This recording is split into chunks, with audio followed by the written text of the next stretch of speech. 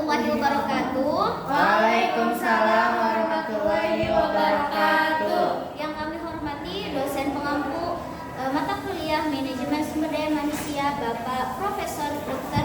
Haji Badrudin MAG dan teman-teman sekalian yang saya banggakan dan saya sayangi. Baik, di sini kami akan mempresentasikan mengenai Working with Labor Union. Punten bisa jadi saudara. Bapaknya. Nah, di mana Working with Labor Union itu artinya adalah bekerja dengan serikat buruh. Baik, di sini kami terdiri dari 3 anggota. Yang pertama ada Habib Muslim Mubarok yang hari ini berhalangan hadir. Kemudian yang kedua ada Najwa Syahida Putri dengan ujung NIM 119 dan saya sendiri Isma Amelia dengan ujung NIM 145. Baik, untuk mempersingkat waktu, kita langsung ke materi yang akan dibawakan oleh Najwa Syahida Putri. Kepadanya saya persilahkan.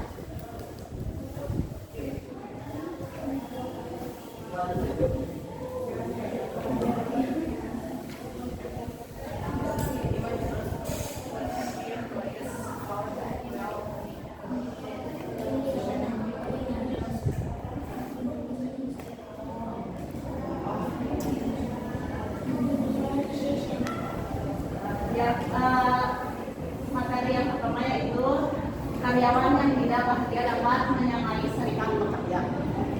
Jadi sebagai manajer sumber daya manusia untuk perusahaan dengan 200 orang, kita cenderung memiliki moral karyawan yang cukup baik.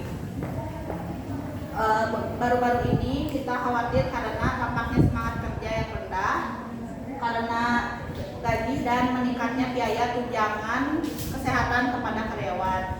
Kita mendiskusikan masalah ini dengan manajemen tingkat atas, tetapi karena tekanan keuangan perusahaan tidak dapat memberikan kenaikan gaji tahun ini.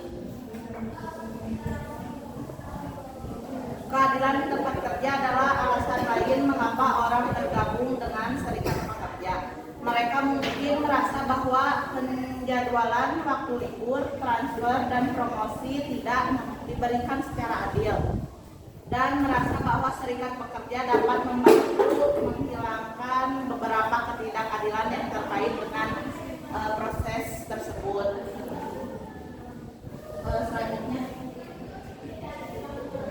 Selanjutnya di sini ada sifat serikat pekerja didefinisikan sebagai pekerja yang bersatu untuk memenuhi tujuan bersama seperti gaji yang lebih baik, tunjangan, dan aturan promosi.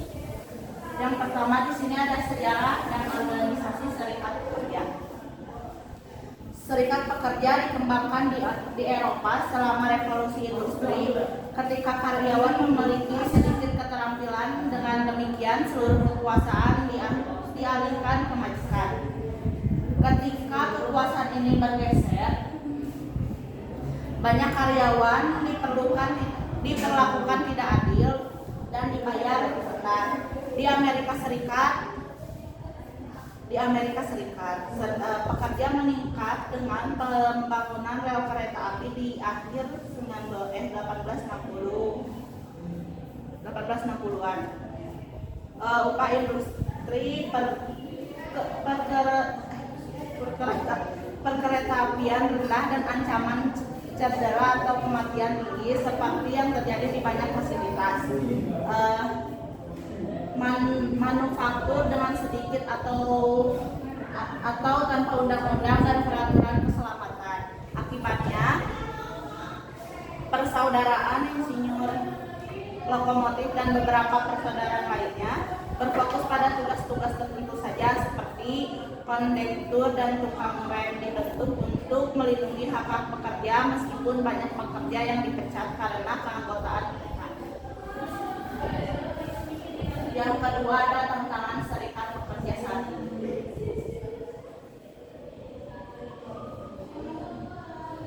Gerakan buruh saat ini mengalami beberapa tantangan termasuk penurunan keanggotaan serikat, globalisasi, dan fokus pengusaha untuk mempertahankan status non-serikat.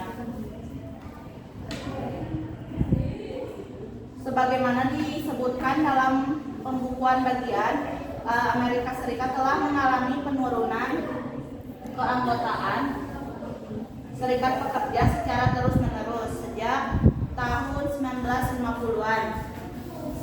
Pada 1950-an, 36% dari semua pekerja berserikat jika dibanding dengan lebih dari 11% individualisme sebagai lawan dari kolektivisme.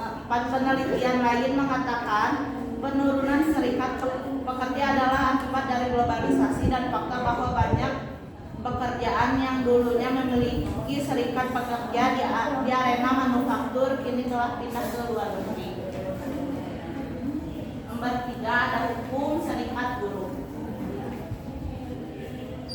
Hukum serikat buruh, Undang-Undang Maurice LaGuardia tahun 1932 juga dikenal sebagai Undang-Undang Anti Pemerintah, melarang pengadilan federal mengeluarkan perintah atau perintah pengadilan yang mengharuskan suatu pihak untuk melakukan suatu atau menahan diri dari melakukan suatu campur tangan dengan pekerja yang bergabung dengan serikat pekerja. Tindakan itu merupakan hasil dari kontrak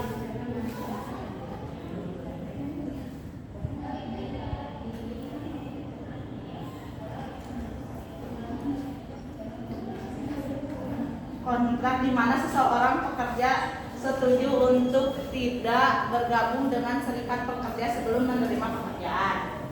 Keempat, ada proses unionisasi.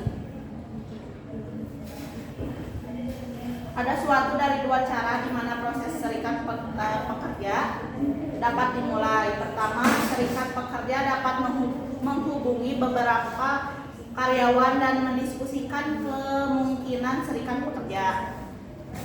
Atau karyawan dapat menghubungi serikat pekerja itu sendiri. Serikat pekerja kemudian akan membantu karyawan mengumpulkan tanda tangan untuk mengajukan bahwa karyawan ingin menjadi bagian dari serikat pekerja.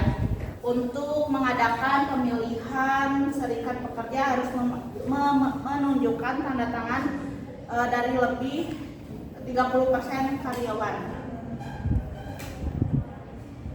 Setelah tanda tangan itu dikumpulkan, Dewan Hubungan Perubahan Nasional mengajukan petisi untuk maju dan pemilihan suara rahasia. Yang kelima, ada strategi yang digunakan perusahaan untuk menghindari unionisasi.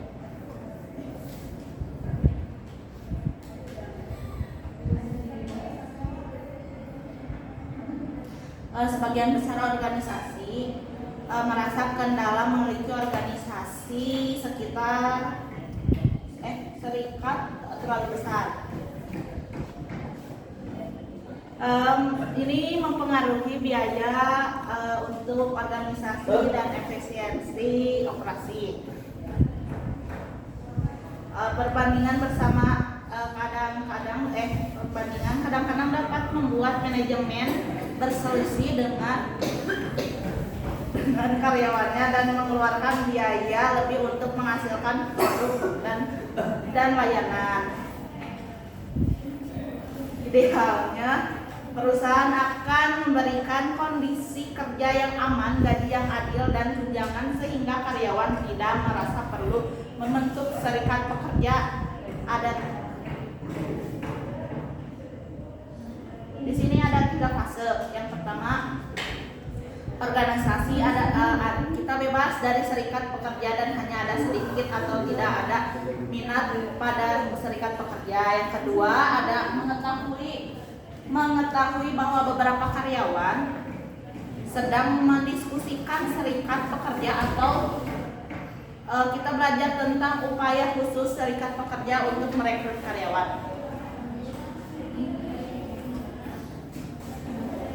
Yang ketiga, ada menerima petisi dari Dewan Hubungan Perubahan Nasional yang diajukan oleh serikat pekerja meminta suara serikat pekerja. Yang terakhir, ada dampak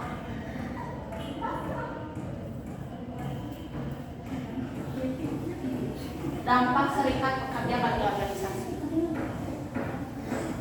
Mungkin serikat pekerja juga berdampak pada kemampuan manajer untuk membuat keputusan terbaik dan membatasi kebebasan mereka saat bekerja dengan karyawan. Misalnya, jika seorang